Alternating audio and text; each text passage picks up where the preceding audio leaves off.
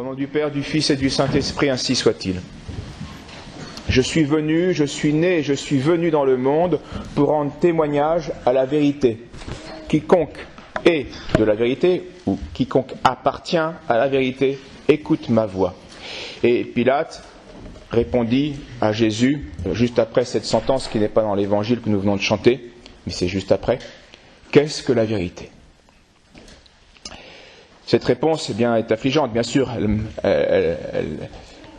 Il faut plaindre Pilate, qui n'a pas entendu, qui n'appartenait pas à la vérité. Misérable Pilate, on peut dire même. C'est le patron des sceptiques, c'est le modèle des lâches aussi, le modèle des libéraux qui n'hésitent pas à nier une petite vérité qu'ils connaissaient pour garder égoïstement et injustement leur tranquillité. Pilate ne connaît pas la vérité avec le grand V, mais il sait en tout cas une certaine petite vérité qu'il va mépriser. Il sait que le Jésus qu'il a devant lui est innocent. Cela, il le sait, il le dira. Et par 2 fois, il le proclame. Il sait que les Juifs ont livré Jésus par haine et par jalousie. Il le sait, il le dit. Et pourtant, devant la menace, il hésite, ou plutôt il n'hésite pas, à livrer Jésus aux Juifs et à le condamner à mort. Il condamne à mort celui qu'il a proclamé innocent. Cette attitude, nous apparaît bien sûr fort méprisable, et elle l'est. Mais elle est pourtant très fréquente. Elle explique pourquoi tant de peuples, dans l'histoire des hommes, ont fait obstacle à l'Évangile.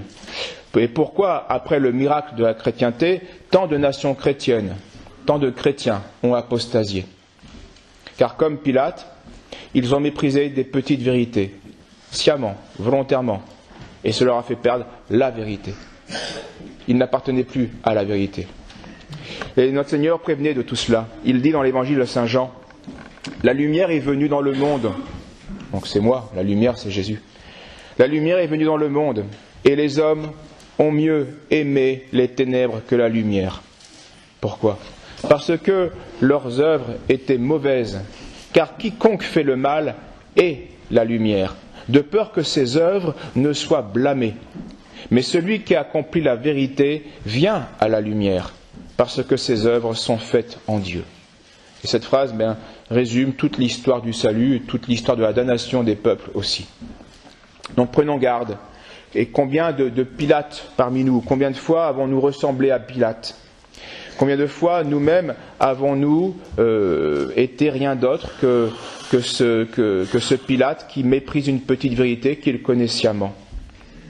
Et il n'y a pas d'âge ni de condition pour devenir Pilate, pour être épargné de cette attitude misérable. Combien de petits ou de grands chrétiens qui ne sont rien d'autre que des athées, qui ne connaissent pas Dieu, qui font comme Pilate, qui ne savent pas ce qu'est la vérité. Le petit chrétien qui ment pour ne pas être grondé est un petit Pilate. Il sait une petite vérité qu'il méprise. Ou le grand chrétien qui triche pour ne pas peiner dans son devoir est un grand Pilate. Tous, sous l'apparence de christianisme, cachent un athéisme pratique.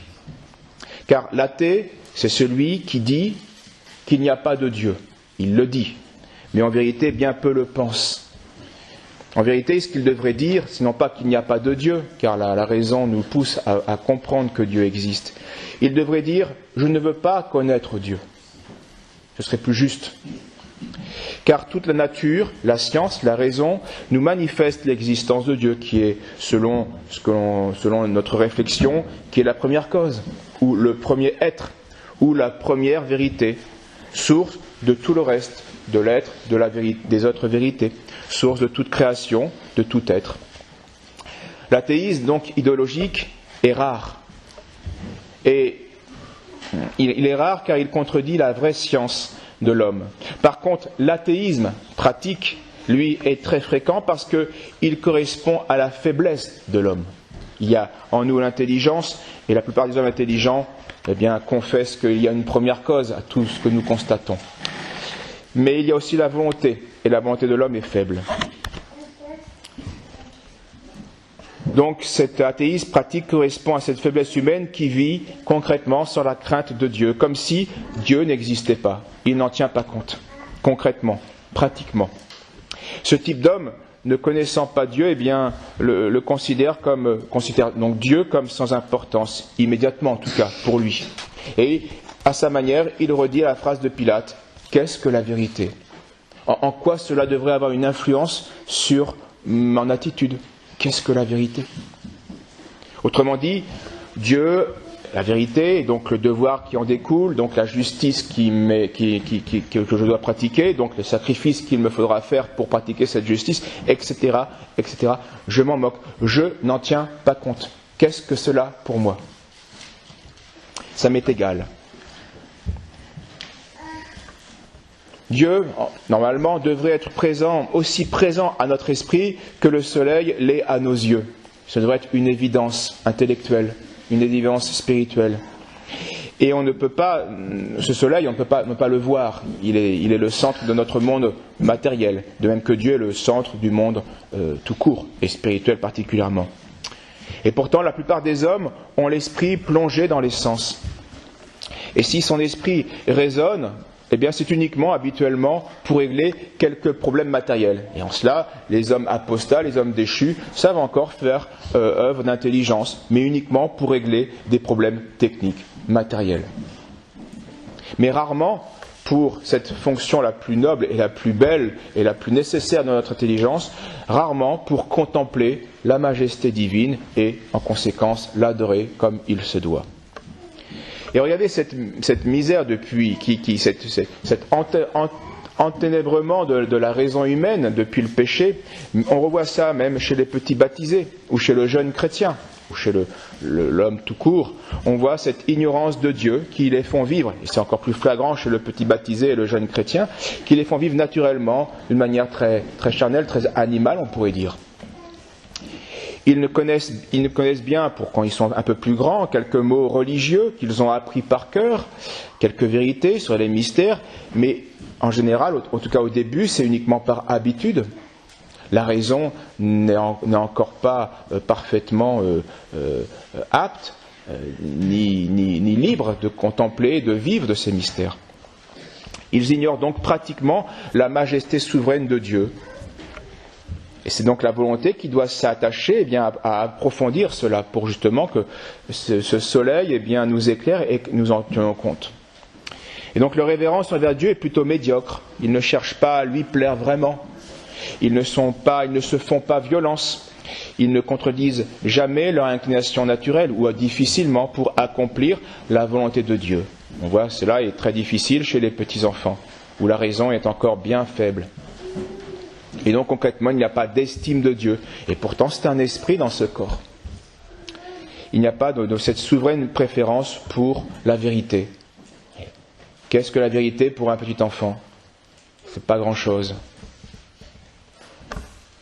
Combien de chrétiens, avec beaucoup moins d'excuses que le petit enfant, n'ont pas la moindre vue de Dieu en tout ce qu'ils font. Notre esprit doit préférer Dieu à tout, et dans son estime comme dans son amour. Dans son estime, dans son intelligence, comme dans sa volonté, dans son amour. Il doit être persuadé que toutes les créatures ne lui sont rien en comparaison. En comparaison, les créatures sont quelque chose, mais en comparaison, c'est une insignifiance par rapport à Dieu.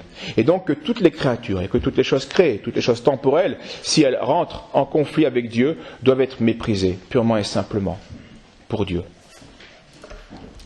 Un auteur disait « Ne pas voir clairement le néant de la créature et le tout de Dieu, ce n'est pas connaître Dieu dans la vérité, car c'est la vérité que Dieu est tout par lui-même, et que toutes les créatures sont des choses de néant, tirées du néant, parce qu'elles en viennent et qu'elles sont toujours prêtes à y retourner, si Dieu cessait de les conserver pour un seul instant. » Cette conviction est fondamentale pour le salut comme pour la vie spirituelle.